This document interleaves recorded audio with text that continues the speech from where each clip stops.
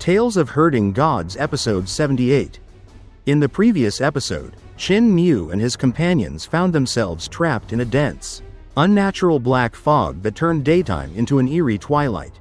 As they cautiously navigated through the twisted landscape, they witnessed a terrifying scene: corpses moving, singing, and even casting spells, executing the soul guide ritual to sustain themselves.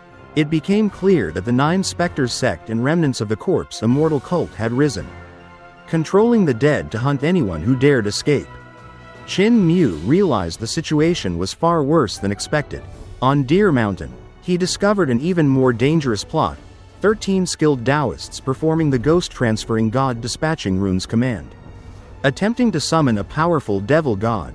With the sacrificial altar nearly complete, the stakes were high. Recognizing that close combat was their only chance, Qin Mu prepared to strike first, leading his friends into a daring assault to stop the ritual before the devil god could be unleashed. And the story continues. On this sacrificial altar, the knot was very large. A vertical and a horizontal knife light shone. The twin slashes cut through the darkness, one blade severing a Daoist's head, the other splitting open the forehead of a female Daoist who tried to resist. She was a practitioner of the Six Directions realm, her jewel-studded golden chain flaring with light to defend her. But Qin Mu's blade was faster. Blood streamed down her brow as his next move unleashed a rain of sword light, forcing her back before she could even counter. The battle erupted in chaos. The female Daoist's horsetail whisk blossomed into 1,000 threads, lashing out like serpents. Qin Mu slipped through them, gliding behind her collapsing body to face another Daoist. Yellow joss papers shot from the man's pouch, glowing with strange runes, but Qin Mu discarded his knives and stabbed forward with his fingers. Vital qi burst from his fingertips, forming a sharp beam of sword light that pierced the man's forehead clean through. Behind him, the sounds of battle roared. Xianxia, riding the might of dragon and elephant, crashed into a female Daoist, slamming her into the sculpture of the devil god. Blood splattered as she fought back, only to be silenced when Chen Wanyan's sword flashed, slicing her throat. Though her qi resisted, Chen Wanyan grabbed the hilt, pinned her to the stone idol, and wrenched his sword free, blood bursting in a violent spray. Above them, the wolf slave leapt onto the sculpture's head, his twin devil knives gleaming as he slashed downwards. Yu Qinghong, balanced on his shoulders, sent her swords flying from the case on her back. They drilled through the air like spiraling needles, striking another Daoist below. That Daoist brandished a white banner, its runes writhing like red snakes to intercept the attacks. But Yu's drill swords spun through the banner and straight into his brow, killing him instantly. Xianxia moved like a phantom, forming strange hand seals that shattered another Daoist's bones from within. Chen Wanyan, watching her ruthless precision, felt a chill. He hadn't realized how powerful she truly was. He rushed toward another Daoist who tried to flee. The man hurled joss papers that exploded midair, knocking Chen Wanyan back. Xianxia appeared in his path, raising his Great Five platform mudra to block him. The Daoist sneered, his palm bursting with thunder that shook Xianqiu's soul. Just as he began to taunt them, a chill pierced his chest. Qin Mu's sword had already run him through from behind. The man's eyes widened, whispering his last words, "Great body technique," before he fell dead. Qin Mu withdrew his sword, flicking off the blood. Around the altar, Yu Qinghong, the wolf slave, and Xianxia continued their slaughter. When the silence returned, corpses littered the ground, nailed to the devil god's statue, strung up on banners, or smashed beyond recognition. Xianxia studied them grimly. Every corpse bore the marks of a single, lethal strike. Qin Mu's speed and precision were terrifying. He sheathed his sword and commanded, "Clean the battlefield and destroy the devil god's sculpture." Before anyone could move, the earth shook. A deafening boom rolled across the mountain as a crimson light burst through the fog, staining the sky blood red.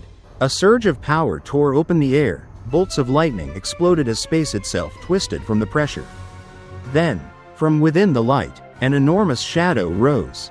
It was a devil god, horned, four-armed, four-legged, wreathed in flame and lightning.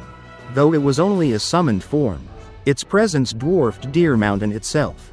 Smoke billowed around it, and every glance from its burning eyes turned stone and wood into ash. Qin Mu's heart froze. The great mountain sect had succeeded elsewhere. They had summoned another devil god. He exhaled sharply. "Strip," he ordered. Yun Ke blinked. "I have to undress again?" he muttered. But xianxia quickly understood. They stripped the clothes from the fallen Daoists, disguising themselves as members of the great mountain sect. Qin Mu donned the robes and instructed, "Take the white banners and talisman treasures. We may need them." They hurried to comply, just as the summoned devil god strode toward the surging river, sending waves crashing skyward. The dragon Qilin galloped to Qin Mu's side. "We must leave," Qin Mu said. "This battlefield is no place for scholars of the Five Elements realm. Give me your Imperial Scholar passes." They handed them over. Qin Mu tucked them into his Teodi sack and explained, "We'll circle south, cross the battlefield, and escape north of the river." Before leaving, he hesitated, glancing at the unfinished devil god sculpture. With a quick decision, he hoisted it onto the dragon Qilin's back. "Let's go." To the south, the group traveled several miles, finally emerging from the suffocating black fog. When they turned back, they saw the darkness behind them like a vast black cauldron covering the land, with the surging river sealed within. At its center glowed a colossal gate, an entrance to the netherworld itself. Qin Mu's heart sank. How many lives would Li Zhou lose tonight? Then he halted suddenly. "The army is here." Yun Ke brightened. "Our Eternal Peace Army?" Qin Mu shook his head. "The rebel army." In the distance, dozens of flying ships approached, banners whipping in the wind. Around them flew strange beasts of all kinds. Below marched endless ranks of soldiers, martial artists, divine arts practitioners, and monstrous creatures carrying boulders on their backs like mobile fortresses. The earth trembled beneath their steps. Qin Mu's group stepped aside as the army passed. On one of the ships, a stern general spotted them. His sharp gaze flicked toward an officer. "Who are those people?" The officer squinted. "They look like disciples of the great mountain sect. I'll question them." The general descended from the sky, golden lotuses blooming under each step, a clear sign of a Seven Stars realm master. Qin Mu and the others tensed.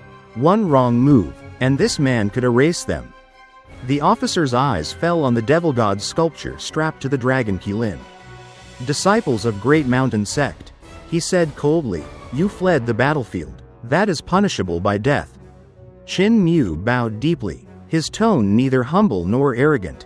"Our great mountain sect did our duty. We summoned a devil god to aid the battle. That is merit, not treason. Yet you ran," the officer snapped, "a crime worthy of beheading." Qin Mu's voice grew heavy with grief. 13 of us fought, 7 fell, only 6 remain. The great mountain sect is already destroyed. Will you let its last seeds die here as well? The officer hesitated and looked up. From the ship above, the commanding general, General Xiaoyi, spoke. "The great mountain sect's numbers are few. No need to pursue it further. They have already done a great service by summoning a devil god. Have them perform a spell to confirm their identity." Cold sweat broke across Chen Wanyan and the others. None of them knew the sect's spells. Qin Mu raised a talisman treasure, but the general's voice cut in again. "Not a talisman. Spells." Qin Mu focused, channeling his vital qi to form runes that glowed across the devil god's sculpture. One of the runes lit up, a genuine great mountain sect sigil. The officer bowed.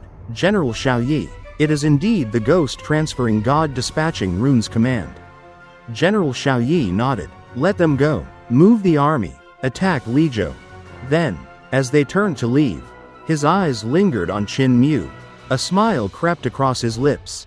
"Send them to Heaven Wave City," he said softly. "Let them summon a devil god there as well." And that wraps up this episode. In this part, we saw Qin Mu and his companions launch a deadly assault on the Daoists performing a dark ritual. With incredible speed and precision, Qin Mu cut through his enemies one by one, revealing his unmatched mastery of both blade and body technique. Despite facing divine arts practitioners, his decisive strikes and tactical thinking turned the battle completely in their favor. But victory came with a terrifying discovery. Elsewhere, the great mountain sect had succeeded in summoning a real devil god. A colossal being of flame, lightning, and destruction towering above the mountains. Knowing they couldn't possibly fight such a creature, Qin Mu quickly disguised his team as great mountain sect disciples to escape. Their quick thinking saved them, but only for the moment. When they encountered the rebel army, Qin Mu's calm composure and clever words allowed them to pass as allies.